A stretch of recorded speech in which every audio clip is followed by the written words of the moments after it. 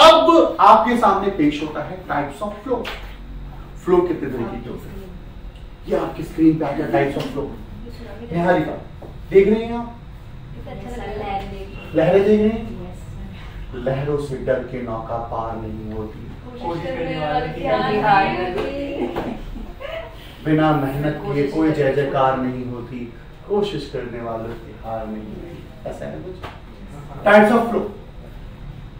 अब अगर हम टाइप्स ऑफ फ्लो की बात करें अगर हम लोग, तो टाइप्स ऑफ फ्लो में कुछ तरीके के टाइप्स ऑफ फ्लो हो गए, जैसे स्ट्रीमलाइन फ्लो हो गया, ट्यूब फ्लो हो गया, लैमिनार फ्लो हो गया, टर्बुलेंट फ्लो हो गया, ये सारे तरीके से पढ़ने की क्या जरूरत है। ये टाइप्स ऑफ फ्लो पढ़ने के भी अपने फायदे हैं। आपको पता चल पाएगा कि मीडियम में फ्लूइड कैसे ट्रैवल कर रहा है, और आपको आज उसका बेनिफिट नहीं पता चलेगा। जैसे एग्जांपल, जब मैं अपने कंपनी के फर्स्ट एक्सपीरियंस में था, जब गया मैं जॉब करने के लिए, तो मुझे भी नहीं पता था हमारे यहाँ पर क्या होता था, इंजेक्शंस बनते थे हमारी कंपनी में, Hindustan strange and medical device. तो वहां पे क्या होता था, इंजेक्शंस बनते थे। तो इंजेक्शंस बनते थे तो क्या होता था, इंजेक्शन मोल्डिंग एक मशीन थी पॉलीमर की। तो क्या होता था, वो एक क्या कहते हैं, बहुत तेजी से speedly liquid melt plastic flow करती थी, मोल्ड में जाता था, और मोल्ड में जाने के बाद मोल्ड मतलब डिजाइन उसके अंदर जाता था, और वो क्या कहते हैं, अलग अलग शेप्स के जो भी डिजाइन आते थे, बट वो भी बिल्कुल यूनिफॉर्म आने चाहिए। ये भी तो किसी से बना होगा, अब इसे छीन हथौड़ा लेके तो नहीं बनाया इस पेन को, मोल्ड से बना है। तो कितनी वेलोसिटी दूं कि वो बिल्कुल कॉन्स्टेंटली शेप में आ जाए, ये सारा स्ट्रीमलाइन का खेल था। तो हम लोग ऐसे इंजीनियरिंग करके पहुंच गए। जब हम इंजीनियरिंग करके पहुंचे तो वहां पे बात हुई, हम मतलब हमारे जो सीनियर थे उन्होंने पूछा, पांडे यार वो मैंने कहा सर ये प्रोडक्ट सही नहीं आ रहा। पांडे कौन सा फ्लो है, स्ट्रीमलाइन तो नहीं है ना, देखिए जरा, या टर्बुलेंट तो नहीं है ना। मैंने कहा सर स्ट्रीमलाइन टर्बुलेंट तो पढ़ा था यार, यहाँ कहाँ यूज होने लगा। तो हमें वहां प्रैक्टिकल उसका पता चलता है कि वहां पे यूज होता है। तो आज हम इसी तरीके के क्या पढ़ेंगे, streamline flow, tube flow, turbulent flow, laminar flows को पढ़ेंगे। देखिएगा, अगर हम बात करें स्ट्रीमलाइन फ्लो, बहुत शांत पानी, बहुत शांत फ्लो, वो हमारा होता है स्ट्रीमलाइन फ्लो। जैसे एग्जांपल, अगर कोई फ्लूइड बहुत कॉन्स्टेंटली सारे पार्टिकल उसके एक ही स्पीड में चल रहे हो, तो सारे फ्लो हमारे स्ट्रीमलाइन फ्लो होते हैं। जैसे आपने टैप ओपन किया अपना घर का, और पानी बिल्कुल कांस्टेंट स्पीड से गिर रहा है, ऐसे नहीं कि इधर दो बूंद जा रही है, बिल्कुल रैपिड जा रहा है, नहीं, कांस्टेंटली अगर फ्लो करता है तो हमारा कौन सा फ्लो होता है, स्ट्रीमलाइन फ्लो होता है। इस स्ट्रीमलाइन फ्लो में हर एक पार्टिकल उस फ्लूइड का हर एक पार्टिकल दूसरे वाले पार्टिकल को फॉलो कर रहा होता है और एक ही स्पीड से चल रहा होता है। अगर हम उस पर टेंजेंट ड्रॉ कर दें तो टेंजेंट क्या दिखा रहा होता है, स्ट्रीमलाइन फ्लो की डायरेक्शन को इंडिकेट कर रहा होता है। देखेंगे हम लोग यहां पे क्या है, ये देखिएगा, when a liquid flows such each particle of the liquid passing in a point move along the same path follow कर रहे हो, and has the same velocity पिछले वाले particles के, the flow is called streamline or steady flow, got it? अब इसी तरीके का ट्यूब फ्लो आता है। जब हम उस स्ट्रीमलाइन को ट्यूब में से फ्लो करवाते हैं तो वो ट्यूब के शेप का हो जाता है, ट्यूब का स्ट्रक्चर पकड़ लेता है। This is known as tube flow. आप कह सकते हैं बंडल ऑफ स्ट्रीमलाइन, बहुत सारी स्ट्रीमलाइनों का बंडल क्या कहलाएगा, ट्यूब फ्लो कहलाएगा। Bundle of streamline is known as a tube flow. अब आता है बेटा टर्बुलेंट फ्लो, चिकचक मोशन, पानी का जिगजैग मोशन। आप इस लहरों को देखो, ये सारी लहरें टर्बुलेंट दिखा रही है, जिगजैग मोशन होता है, रैपिड मोशन होता है। ये देखिए, ये सारा क्या है, टर्बुलेंट फ्लो है।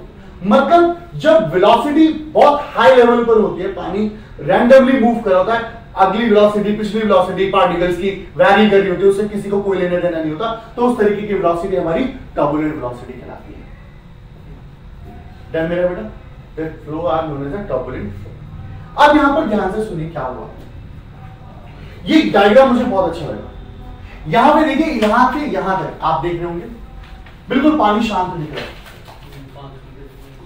ये सारा का सारा लैमिनार कह लो। अब लैमिनार क्या है, बहुत सारी streamline flow layer wise travel करे तो उसे हम लोग लैमिनार फ्लो कहते हैं। मतलब खानदान इनका एक ही है यार, इनका खानदान स्ट्रीमलाइन ही है, लैमिनार का भी ट्यूब का भी स्ट्रीमलाइन तो है, तो मतलब सारे की खानदान है। अब यहां पे देख रहे हो इस जगह पे वो बदलाव हो रहा है, वो जो लैमिनार है या स्ट्रीम लाइन है वो टर्बुलेंट में बदलने की कोशिश कर रहा है। और यहां देखो कितनी तेज स्पीड है, that flow are known as a turbulent flow, वो टर्बुलेंट फ्लो होगा। तो आई होप सब समझ गए होंगे कि लैमिनार फ्लो क्या है, स्ट्रीम लाइन फ्लो क्या है, ये सारे फ्लो को आप समझ पाए होंगे, निहारिका समझ पाए होंगे बेटा। इन सब पॉइंट के बीच में एक पॉइंट होता है क्रिटिकल वेलोसिटी।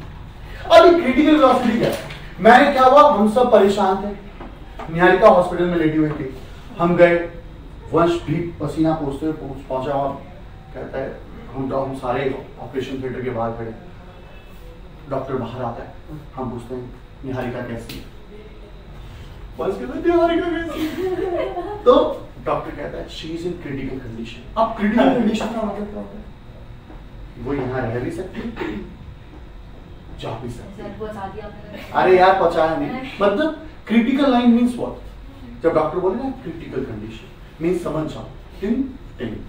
तो सेम अगर हमने कहा फ्लो के अंदर क्रिटिकल वेलोसिटी, क्रिटिकल लाइन, तो इससे नीचे वो स्ट्रीम लाइन में होगा या लैमिनार में होगा, उसके ऊपर टर्बुलेंट फ्लो, और वो जो लाइन होगी वो क्रिटिकल लाइन होगी या ट्रांजिशन लाइन होगी, जहां से वो बदलाव देखने को मिल रहा है। तो वो वेलोसिटी कैसे डिसाइड होते हैं? उस वेलोसिटी का फॉर्मूला समझने से पहले हमें रेनॉल्ड्स नंबर समझना होगा।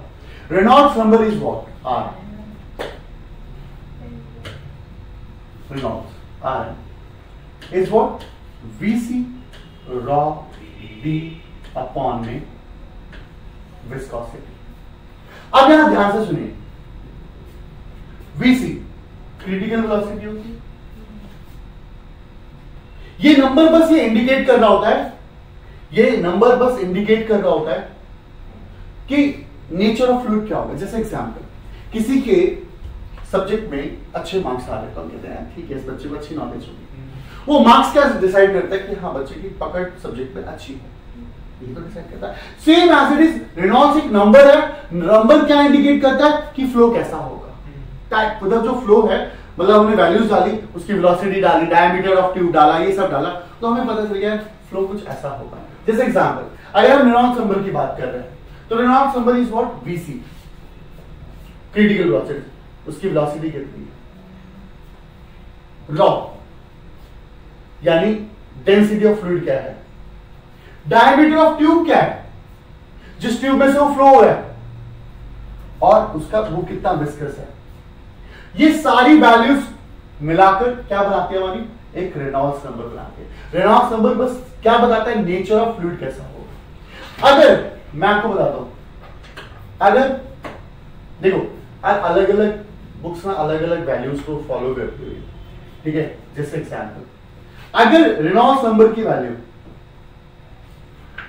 2000 से कम है या 2000 के आसपास है तो ये स्ट्रीमलाइन फ्लो है, स्ट्रीमलाइन फ्लो। अगर रेनॉल्ड्स नंबर 2000 से बड़ा और 3000 से छोटा, इसके बीच में कहीं लाई कर रहा है, तो ट्रांजिशन लाइन है। स्ट्रीमलाइन कभी स्ट्रीमलाइन फ्लो कभी भी टर्बुलेंट फ्लो में चेंज हो सकता है।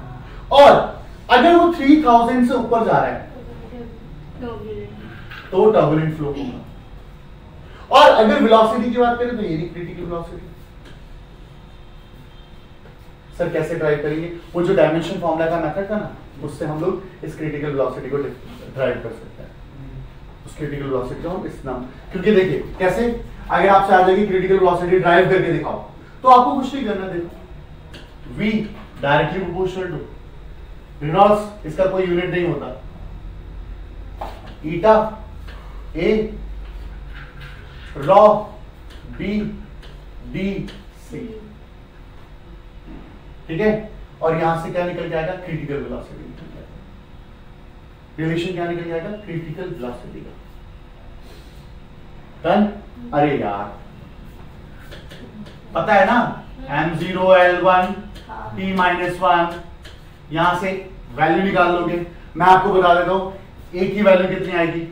a की वैल्यू 1 आएगी, b की वैल्यू कितनी आएगी? -1 आएगी, c की वैल्यू कितनी आएगी? -1 आएगी। सॉल्व करोगे तो डायमेंशनली एक ही -1 क्यों होगी? ईटा तो 1 आएगा ना, ठीक है। तो यहाँ पे ये इस तरीके का